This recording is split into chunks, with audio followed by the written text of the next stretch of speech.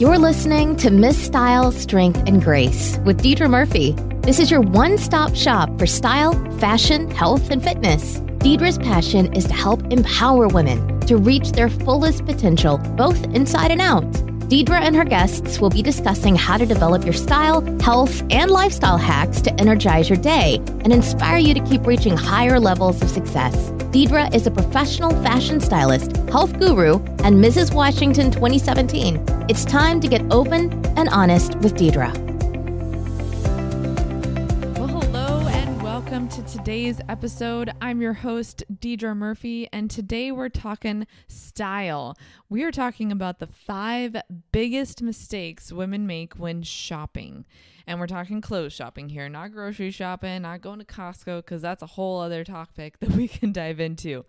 But as a personal fashion stylist, I get to work with women both in their closets to make sure that what they have not only works for their life, but also brings them joy, serves their purpose, and saves them money in the long run. However, I also get to take clients shopping so I can teach them in person the most efficient ways to shop, how to shop for their shape, their colors, and what the biggest mistakes of shopping are. So today you get to hear my exclusive tips for avoiding the biggest mistakes that women make when shopping in a store. And I'm also going to provide tips on what to do instead. So like I said, this is the 5 biggest mistakes women make when shopping. Number 1, not trying things on. You know how many times I've been in a client's home and we're doing their closet audit or edit and we're just going through and seeing what they already have, and they have rack after rack or hanger after hanger of garments still with their tags on. And then I ask them about it and say, hey, why does this still have a tag? Or how old is this? And they'll go, oh, I've had that for 2 years now and it still has a tag because I didn't try it on when I bought it. You must try things on. If you don't have the time to try things on, then you don't have time to shop. So what happens is once you get the items home after not trying it on, it doesn't work. It sits in your closet for months with the tags on, and now you're stuck with it because you missed the return window or you just simply ran out of time to go and take it back to the store. So my fix is if you don't have time to try it on, then you don't have time to shop. Plain and simple. I guess the other thing you can do is schedule a day at home to have your own little fashion party with the things that you've purchased. So schedule a block of time out of at least 2 to 3 hours. Think of it as like a time task that you have to do, and get your music going, get a cup of tea or coffee, and legitimately try everything on with a full-length mirror at home. The bonus of doing this is now you get to see yourself in the normal mirror and normal lighting, and you can have, your hair and makeup on, or maybe you don't have to have your hair and makeup totally on, just depends on the time of day, but you can have your own little fashion party at home and really see how the things that you bought are looking on. And then the other bonus of doing this is you don't have to waste your time in front of a mirror that has the skinny trick. So you've always been to the stores, right? And you've been looking at yourself in the full-length mirror and you're like, wow, I look really great. Or these jeans really do make my butt look good. And then you get home and you put the item on and you're like, wait a minute. How come my butt looks bigger all of a sudden? It doesn't look the same way it did in the store. Well, stores are tricky and they kind of have what I call the house of mirrors, meaning like the fun house types of mirrors. And just slightly, they're angled in a way, not all stores do this, but a lot will do it. They angle their mirrors in a way that make you look taller and thinner. So it's kind of a trick and it's really deceiving. Not only that, a lot of the stores, especially when I walk into Nordstrom, they have these amazing lights in there that make you feel like you're on a runway, or even the Victoria's Secret dressing rooms. They have these awesome lights that just make you feel like you're hot stuff on the Victoria's Secret fashion show. But then you get home and you're in either natural lighting or normal lighting, and it just doesn't quite look the same. So that is the biggest fix for that, is trying things on at home again too, after you've gotten them home from the store, so that way you don't miss the return window and you really get a true idea of how the items look on. Number 2 kind of goes back to number 1, but not checking the return policy. Not all stores are Nordstrom. Yeah, I know I mentioned Nordstrom a lot. Can you tell I'm a Nordstrom gal? But we've all heard that old wives' tale about at one point Nordstrom ended up returning car tires simply because of their return policy being so good. Is the story true? I don't know. But the moral is that they will practically take back anything. But other stores, not so much. Be sure to check the return policy before making a purchase, especially at locally owned boutiques. For instance, one of my favorite locally owned boutiques, they have a 30-day return policy. And not only that, everything has to have tags on, never been worn, practically never taken out of the bag in order to return it, which I get. It's a mom and pop locally owned boutique. They don't have the opportunity to send back items to vendors or to send them off to like an off-price retailer such as The Rack, TJ Maxx, all those, off-price stores. So they have to be more particular about their return policies. Even online stores such as ASOS have a smaller return or similar return window too. And keep in mind, a lot of the times the return window even includes the time it takes to ship the item back and forth. So if you read the return policies carefully, sometimes they'll say the return window is 30 days from the date of purchase, not from the date of delivery. So if it took a week to get you the item actually through shipping, if it's an online item or even a special order item, it's from that date, not from when you got it. So there's, a week out that you're now down in your return window policy. So always check that. A lot of times too, if something's on sale, it could be a final sale. So always check that before you make your purchase. So that way you don't end up with regrets or getting an item home that you can't return. So again, this would be when trying on, remember that you need to check the return policy at the store before you actually make a purchase. Number 3, this one I see all the time. Buying something simply because it's a good deal.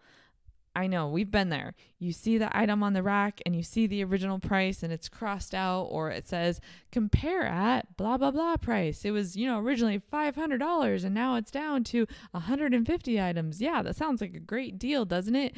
But a bad item at a good deal is still a bad item. I heard this saying recently, you are better than the best of the bad. Let me repeat that. You are better than the best of the bad. Not that I'm saying all sale items or things that have gone to sale are the bad leftovers, but when it's a piece or a garment that has been sitting on the sales floor for months, continually passed over, and now it's still sitting there, there's probably a reason it didn't get snatched up. Maybe the fit is off. Once you put it on, it kind of hangs funny.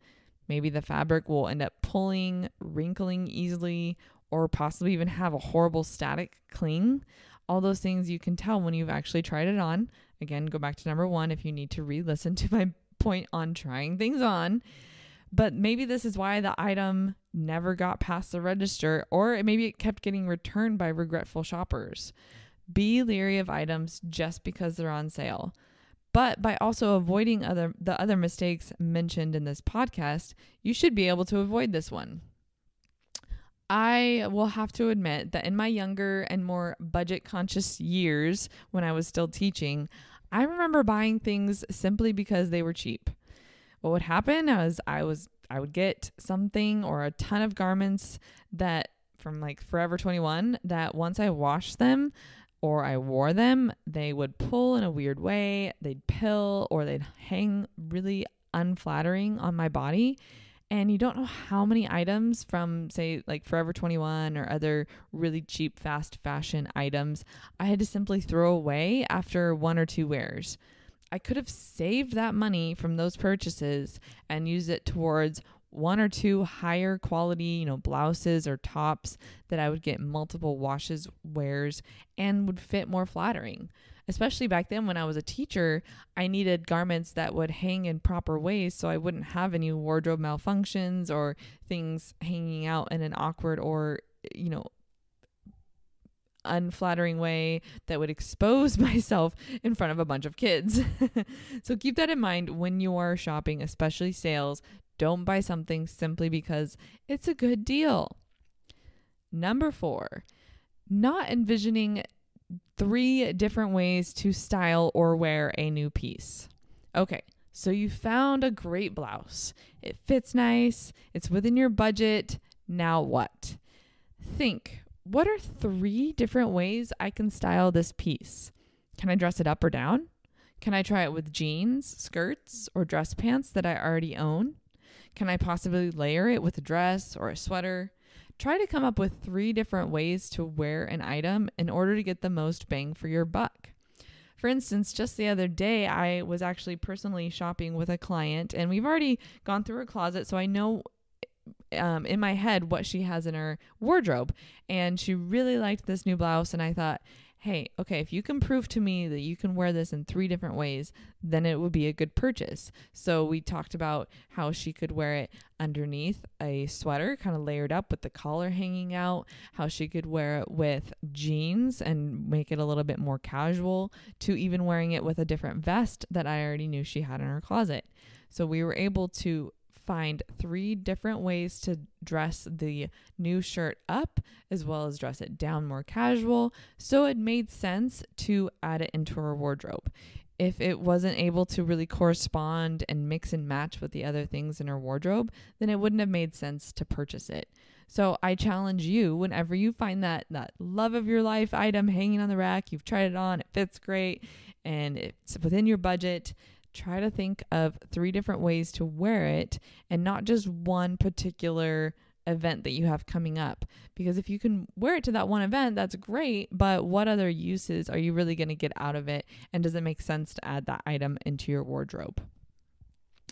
The 5th most common mistake I see with clients and just women in general when it comes to shopping is thinking it will fit eventually, or buying the wrong size because it's the last one. I truly understand this one, ladies. So if you know my story, again, if you haven't heard my story about my weight loss and my struggles with health, then go back to episode number 1, where I shared a little bit more about that. But long story short, about 3 years ago, I was 40 pounds heavier than my normal weight, which also meant none of my clothes were fitting. And it was a really sad experience for me because I had to go shopping for new items that would fit. I remember when I was at my heaviest, I finally had to succumb and buy new jeans that were 2 sizes larger than my normal pant size. At one point, I bought a pair of jeans. They were Citizens of Humanity, beautiful, great jeans, but they were too snug. And I justified it to myself with, well, I'll eventually get back to my old size, I promise. 2 years later, I finally did get back to my normal weight. But during that time, I couldn't wear the jeans, the $200 Citizen jeans that I had purchased. And once I got back to my normal size, I wanted to show off that hard work and my new booty with new jeans. Plus, the old jeans that I had purchased didn't fit my personality anymore. As I've gotten older and a little more wiser in my fits and what looks best on my body, I now love wearing jeans with a little bit of a higher rise. It just accentuates my shape a little bit more. And the jeans that I had purchased 2 years prior that were too small were way too low rise for where my personality was at nowadays. Back in the day, I wore my jeans at an ungodly low rise point. Makes me shudder when I think about it. Anyway, my point is that I wasted money on a pair of jeans hoping they would fit simply because I was focused on the number and the size. Have you ever made this mistake? Especially when you're in a weight loss journey? My advice is don't worry about the tag size. Wear what fits right now. If you lose weight or you do get back to that goal, it's always easier to have garments taken in. Plus, I guarantee when you do reach that goal weight, you'll want to wear new clothes. I promise you. The mantra is especially true when sale shopping. Rewind and listen to number 3 again if you need. But I see women all the time ending up with the wrong size, ill-fitting items in their closet, either hoping it will fit because it was a good deal, or buying it in the wrong size because it was the last item. So maybe it was the last one left. So trust me on this one. If it is the last one left and it is not your size, it was not meant to be. Drop the hanger, walk away slowly, and nobody gets hurt. Believe me when I say this, like dress for the shape that you have now, not for the shape you want to have. Especially too, you can always, if the things you have in your closet currently don't fit, you can put them in a goal pile. And if you do eventually get back to that size, you can try them on and just know in your head, hey, I was able to fit back into my size blank jeans. And, if you want to reincorporate those into your wardrobe at that point, that's great. If you want to go out and shop for new jeans that do fit a little bit better, that's great too. But just keep in mind, dress for the shape you have now. What are some of the mistakes you've made when shopping? Obviously, there's a lot more than just on this list, but these are the most common ones I see. I'm also going to be doing a future episode on the biggest online shopping mistakes I see women make. I kind of talked about that when it came to, not watching for the return policy, missing that possible window, or not counting the days from when the item was actually shipped. Again, those are all items that you need to check with the retailer's purchase and return policy, So make sure you always check that out. As always, please rate, review, and subscribe to this podcast, as I love to hear how I can improve to the listener's experience. Until next time, with Style and Grace, I am Deidra Murphy. Hey ladies, thanks for listening, and we hope you enjoyed today's episode. To help empower more women, please be a doll and rate, review, and subscribe to this podcast. For show notes and other free resources we mentioned today, go to styledbydeidra.com.